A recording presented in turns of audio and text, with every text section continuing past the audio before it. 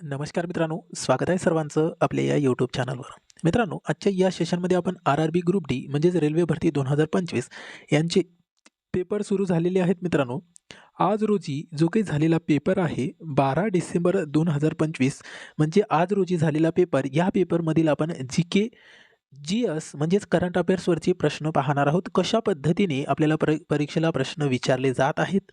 मित्रांनो, जास्तीत जास्त जी-के आणि करंट अफेअर्सवरतीच भर दिला जात आहे मित्रांनो. ठीक आहे. करंट अफेअर्सवरचे खूप सारे प्रश्न आपल्याला परीक्षेला विचारले जात आहेत. त्याच उद्देशाने आपण दररोज या चॅनलवरती व्हिडिओज अपलोड करत आहोत. किती प्रश्नांचे अचूक उत्तरं तुम्हाला देता आली, पेपर पॅटर्न सेम आहे की बदलला, हे आपल्याला आजच्या प्रश्नावरून लक्षात येईल मित्रांनो. त्यासाठी सेशन शेवटपर्यंत बघायचं आहे. व्हिडिओ आवडल्यास व्हिडिओला लाईक करा, सोबत व्हिडिओची लिंक मित्रांपर्यंत शेअर करायचं आहे. आणि तुम्ही जर आपल्या या चॅनलवरती नवीन असाल किंवा आपल्या चॅनलला अजूनही सबस्क्राईब केलं नसेल तर मित्रांनो चॅनलला सबस्क्राईब करून ठेवा. कारण आपल्या या चॅनलवरती तुम्हाला स्पर्धा परीक्षेशी रिलेटेडच कंटेंट पाहायला मिळणार आहेत. ओके, त्यासाठी चॅनलला सबस्क्राईब करून ठेवा. तर परीक्षेला आपल्याला कशा पद्धतीने प्रश्न येत आहेत, यानंतर ज्याही विद्यार्थी मित्रांचा पेपर आहे त्यांना हा सेशन खूप महत्त्वाचा असणार आहे.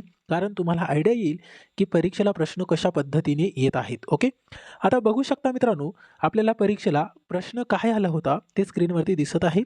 पंतप्रधान नरेंद्र मोदी यांनी 6 जून 2025 रोजी जगातील सर्वात उंच रेल्वे पुलाचे उद्घाटन केले असून तो पूल कोणत्या नदीवर बांधण्यात आला, असा प्रश्न आपल्याला परीक्षेला विचारलं होतं मित्रांनो. तर या प्रश्नाचं अचूक उत्तर आहे पर्याय सी, चिनाब नदी. या नदीवर जगातील सर्वात उंच रेल्वे पूल बांधण्यात आला आहे. ओके, लक्षात ठेवा. आता प्रत्येक प्रश्नाची आपण या व्हिडिओजमध्ये स्पष्टीकरण पाहणार आहोत मित्रांनो. कारण जेव्हाही आपल्याला परीक्षेला स्पष्टीकरणाच्या आधारावरती प्रश्न विचारलं तर तुम्हाला अचूक उत्तर देता येईल. ओके, कारण महत्त्वाची पॉईंट आपण या ठिकाणी स्पष्टीकरणामध्ये बघू शकता. आपल्याला काय दिलेलं आहे बघा. जम्मू काश्मीरमध्ये उभारण्यात आलेल्या चिनाब रेल्वे पूल हा जगातील सर्वात उंच रेल्वे पूल आहे. हा पूल उधमपूर श्रीनगर बारामुल्ला रेल्वे लिंक प्रकल्पाचा एक भाग आहे मित्रांनो. समुद्र सपाटीपासून जवळपास 359 मीटर उंचीवर हा पूल उभारण्यात आला असून 6 जून 2025 रोजी पंतप्रधान नरेंद्र मोदी यांनी या पुलाचं काय केलेलं आहे, उद्घाटन केलेलं आहे. बघा किती महत्त्वाचे पॉईंट आहे.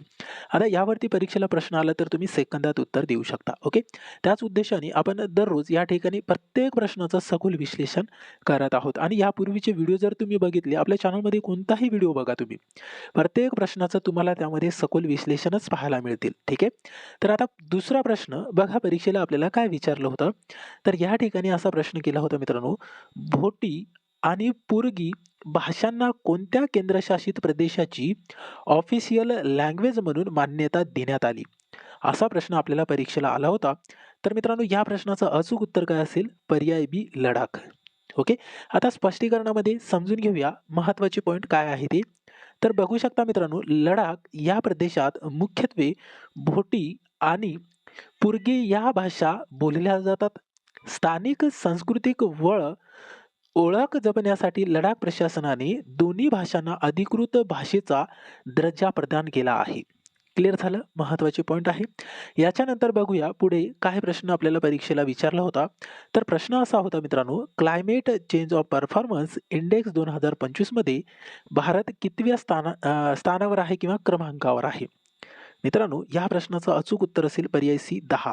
ओके, आता यामध्ये स्पष्टीकरणात काही महत्त्वाचे पॉईंट आहेत ते आपण बघायचं आहे. तर बघा, climate change of performance index, याला शॉर्टमध्ये लक्षात ठेवा, CCPI, हा जगातील देशांचा पर्यावरणीय कामगिरी व हवामान बदल विरोधी उपाययोजनांवर आधारित निर्देशांक आहे. समजलं असेल तुम्हाला, climate change of performance index हा कशासाठी आहे, तर पर्यावरणीय कामगिरी आणि हवामान बदलाविरोधी उपाययोजनांवर आधारित निर्देशांक आहे. 2025च्या CCPI अहवालानुसार भारताने उच्च श्रेणी कायम राखत 10वा क्रमांक मिळवला आहे, जे जागतिक पातळीवर भारताच्या हवामान व नीतीचे कौतुक दर्शवते मित्रांनो. ओके, महत्त्वाचे पॉईंट आहे, लक्षात ठेवा. याच्यानंतर पुढे परीक्षेला प्रश्न काय विचारलं होतं ते बघायचं आहे. बघा, प्रश्न असा विचारला होता मित्रांनो की राजीव गांधी वन संवर्धन योजना कोणत्या राज्याने सुरू केली आहे. तर या प्रश्नाचं अचूक उत्तर असेल पर्याय बी, हिमाचल प्रदेश या राज्याने राजीव गांधी वन संवर्धन योजना सुरू केलेली आहे. ओके. आता काही महत्त्वाचे पॉइंट आपण स्पष्टीकरणामध्ये क्लिअर करूया. बघा काय दिलेलं आहे, की हिमाचल प्रदेश सरकारने वने, जैवविविधता व पर्यावरण संरक्षणासाठी राजीव गांधी वन संवर्धन योजना सुरू केली आहे. यामध्ये वृक्षारोपण, वन्यजीव संरक्षण आणि स्थानिक समुदायाचा सहभाग वाढवण्यावर भर देण्यात आला आहे. क्लिअर झालं? महत्त्वाचे पॉइंट आहे. आता पुढे बघायचं आपल्याला प्रश्न काय विचारलं होतं ते स्क्रीनवरती दिसत आहे मित्रांनो. बघा प्रश्न असा होता, करंट अफेअर्सवरचा प्रश्न आहे, की फ्रेंच ओपन 2025 महिला एकेरी विजेतेपद कोणी जिंकले आहेत? मित्रांनो खेळावरती पण प्रश्न परीक्षेला येत आहेत. तर प्रश्न अशा पद्धतीने आपल्याला विचारलं होतं, की फ्रेंच ओपन 2025 ची महिला एकेरी विजेतेपद कोणी जिंकले? तर या प्रश्नाचं अचूक उत्तर असेल मित्रांनो पर्याय डी, कोको गॉफ. ओके. आता स्पष्टीकरणामध्ये समजून घेऊया काय दिलेलं आहे. तर या ठिकाणी बघू शकता तुम्ही, की American tennis star Coco Gauff लक्षात ठेवा नाव, हिने फ्रेंच ओपन 2025 महिला एकेरी स्पर्धेत उत्कृष्ट कामगिरी करत विजेतेपद पटकावले. क्ले कोर्टवरील तिचा आक्रमक खेळ आणि सातत्यपूर्ण प्रदर्शन हे तिच्या विजयाचे प्रमुख कारण ठरले. क्लिअर झालं? महत्वाचे पॉइंट आहे. याच्यानंतर पुढचा प्रश्न बघूया. प्रश्न क्रमांक 6. बघा काय दिलेलं आहे. नॅशनल ॲग्रो रेस समिट 2025 चे आयोजन कुठे करण्यात आले होते? तर या प्रश्नाचं उत्तर असेल मित्रांनो पर्याय सी मध्ये पाहायला मिळतो. नवी दिल्ली या ठिकाणी नॅशनल ॲग्रो रेस समिट 2025 चे आयोजन करण्यात आले होते. आता या संदर्भात काही महत्त्वाचे स्पष्टीकरण आपण या ठिकाणी बघूया. नॅशनल ॲग्रो रेस समिट 2025 चे आयोजन नवी दिल्ली येथे करण्यात आले. कृषी क्षेत्रातील सुधारणा, रिस्क मॅनेजमेंट, पीक विमा आणि आधुनिक कृषी तंत्रज्ञान या विषयावर राष्ट्रीय स्तरावर चर्चा करण्यात आली. ओके. आता पुढच्या प्रश्नाकडे जाण्याआधी मित्रांनो तुम्हाला जर दररोज अशाच पद्धतीने शिकायचं असेल आणि पूर्ण पॉइंट क्लिअर करून जर तुम्हाला शिकायचे असेल फ्रीमध्ये, तर आपल्या या इग्नाइट करिअर पॉइंट या यूट्यूब चॅनलला सबस्क्राईब करायचं आहे. दररोज तुम्हाला या चॅनलवरती सखोल विश्लेषणासह शिकता येईल. ओके. फ्रीमध्ये आपल्या या चॅनलवरती आपल्याला शिकायला मिळत आहेत. दररोज दुपारी 3 वाजता आपण या चॅनलवरती व्हिडिओज अपलोड करत असतो मित्रांनो. ठीक आहे. त्यासाठी आपल्याला काय करायचं आहे, फक्त चॅनलला सबस्क्राईब करायचं आहे. सोबतच बेल आयकॉनवरती क्लिक करून ऑलवरती क्लिक करायचं आहे. म्हणजेच जेव्हा आपण व्हिडिओ अपलोड करेल मित्रांनो, तेव्हा काही सेकंदामध्ये तुम्हाला त्याची नोटिफिकेशन येऊन जाईल. ठीक आहे. त्यासाठी आपल्या या इग्नाइट करिअर पॉइंट या यूट्यूब चॅनलसोबत जुळून राहा. तुम्हाला दररोज फ्रीमध्ये या ठिकाणी सराव करता येणार आहेत. ओके. सोबतच टेलिग्राम ग्रुपला जॉईन करायचं आहे. त्याची लिंक मी व्हिडिओच्या डिस्क्रिप्शन बॉक्समध्ये दिलेली आहे. ओके. त्यावरती जाऊन तुम्ही आपला टेलिग्राम ग्रुप जॉईन करू शकता. त्यामध्ये क्लासेसची लिंक सोबतच क्लासेसची PDF सुद्धा आपण त्या ठिकाणी प्रोव्हाइड करत असतो. क्लिअर झालं? ठीक आहे. तर बघूया पुढे आपल्याला परीक्षेला प्रश्न काय विचारला होता. स्क्रीनवरती दिसत आहे बघा. महाराष्ट्र सर्वाधिक लांबीचा बोगदा समृद्धी महामार्गावर कोणत्या ठिकाणादरम्यान उभारण्यात आला आहे? मित्रांनो या प्रश्नाचं उत्तर काय असेल? पर्याय बी मध्ये पाहायला मिळतो इगतपुरी ते कसारा. ठीक आहे. काही महत्त्वाचे पॉइंट आपण स्पष्टीकरणामध्ये क्लिअर करूया. बघा स्पष्टीकरणामध्ये असं दिलेलं आहे, की समृद्धी महामार्गावरील सर्वात मोठा बोगदा इगतपुरी कसारा दरम्यान बांधण्यात आला असून हा बोगदा डोंगर रांगा खणून तयार करण्यात आलेला अभियांत्रिकीचा एक उत्तम नमुना आहे. ठीक आहे. चला पुढच्या प्रश्नाकडे जाऊया. काय विचारलं होतं आपल्याला परीक्षेला? प्रश्न असा आहे मित्रांनो, बघा स्क्रीनवरती दिलेला आहे, की भारतीय भाषांसाठी भारतातील पहिल्या स्वदेशी विकसित केलेल्या AI आधारित LLM चे नाव काय आहे? लक्षात ठेवा या प्रश्नाचं उत्तर होतं मित्रांनो पर्याय सी, भारत जन. ओके. म्हणजेच या ठिकाणी आपल्याला काही महत्त्वाचे पॉइंट आहे ते स्पष्टीकरणामध्ये क्लिअर करायचं आहे. तर बघू शकता भारत जेन हे भारताचे पहिले स्वदेशी विकसित केलेली AI based large language model आहे. यालाच LLM म्हणतो आपण. आता तुम्हाला फुल फॉर्म जर विचारलं LLM चा, तर लक्षात ठेवायचं आहे मित्रांनो, की AI बेस आहे हा लार्ज लँग्वेज मॉडेल. ठीक आहे. जे अनेक भारतीय भाषांमध्ये कार्य करते. भारतीय भाषांसाठी विशेषतः अनुकूल डेटा वापरून त्याचे प्रशिक्षण केले आहेत. ओके. महत्त्वाचे पॉइंट आहे. याच्यानंतर पुढे परीक्षेला प्रश्न काय विचारलं होतं ते आपल्याला स्क्रीनवरती दिसत आहे बघा. 99 अखिल भारतीय मराठी साहित्य संमेलन कुठे आयोजित करण्यात आले आहे? मित्रांनो, या प्रश्नाचं उत्तर काय असेल मग? पर्याय सी, सातारा या ठिकाणी 99वे अखिल भारतीय मराठी साहित्य संमेलनाचे आयोजन करण्यात आले होते. ओके. अशाच पद्धतीचे प्रश्न परीक्षेला येत आहेत. ओके. आता स्पष्टीकरणामध्ये बघूया काय दिलेलं आहे, की 99वे अखिल भारतीय मराठी साहित्य संमेलन सातारा येथे आयोजित करण्यात आले. यामध्ये मराठी भाषा, साहित्य, संस्कृती, साहित्यिक चर्चासत्रे व नवलेखन यावर येथे अनेक कार्यक्रम झाले आहेत. ओके. आता यानंतर आपल्याला पुढचा प्रश्न बघायचा आहे. खेळाविषयीच विचारला होता. तर प्रश्न काय आला बघा परीक्षेला. नॉर्वे बुद्धिबळ स्पर्धा 2025 चा विजेता कोण ठरला आहे? मित्रांनो, लक्षात ठेवा या प्रश्नाचं उत्तर पर्याय डी मध्ये पाहायला मिळतो. मॅग्नस कार्लसन हे नॉर्वे बुद्धिबळ स्पर्धा 2025 चे विजेता ठरले. स्पष्टीकरणामध्ये बघूया काय दिलेलं आहे.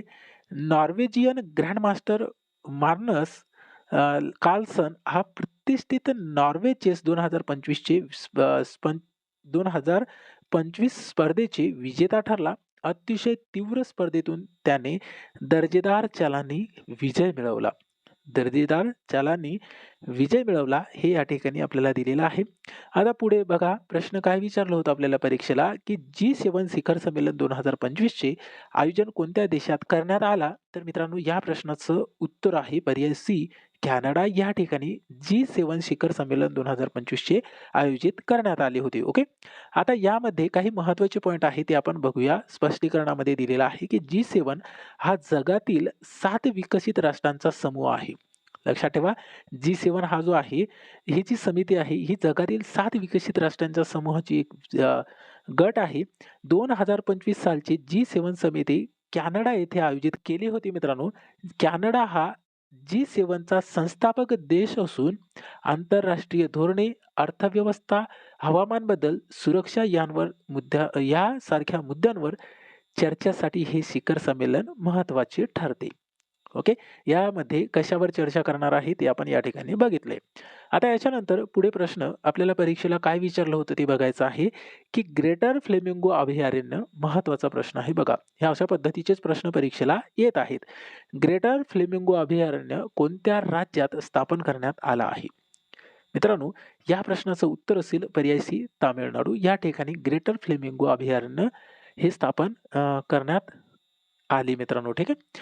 आता स्पष्टीकरणामध्ये बघूया काय दिलेलं आहे. महत्त्वाचे पॉइंट असतील, की तामिळनाडू सरकारने फ्लेमिंगो पक्ष्यांचे संरक्षण करण्यासाठी ग्रेटर फ्लेमिंगो अभयारण्य हे स्थापन केले आहेत. या अभयारण्यात मोठ्या प्रमाणावर स्थलांतरित फ्लेमिंगो पक्षी येतात. जैवविविधता वाढवणे आणि पक्षी संवर्धन करणारा हा दक्षिण भारतातील एक महत्त्वाचा प्रकल्प आहे. क्लिअर झालं? महत्त्वाचे पॉइंट होते. याच्यानंतर पुढे बघायचं आपल्याला परीक्षेला प्रश्न काय विचारलं होतं, तर बघा या ठिकाणी प्रश्न असा होता, की US India strategic partnership forum कडून ग्लोबल लीडरशिप अवॉर्ड कुणाला प्रदान करण्यात आला आहे? तर मित्रांनो, या प्रश्नाचं अचूक उत्तर असेल पर्यायी कुमार मंगलम बिर्ला. क्लिअर आहे. आता यावरचे काही महत्त्वाचे पॉइंट आपण स्पष्टीकरणामध्ये बघूया.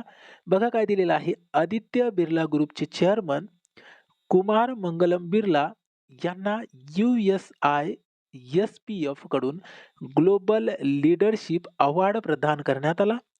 उद्योग क्षेत्रातील नाविन्य, जागतिक गुंतवणूक, टिकाऊ विकास आणि अमेरिका भारत आर्थिक भागीदारी मजबूत करण्यासाठी दिलेले योगदान यासाठी हा पुरस्कार त्यांना देण्यात आला मित्रांनो.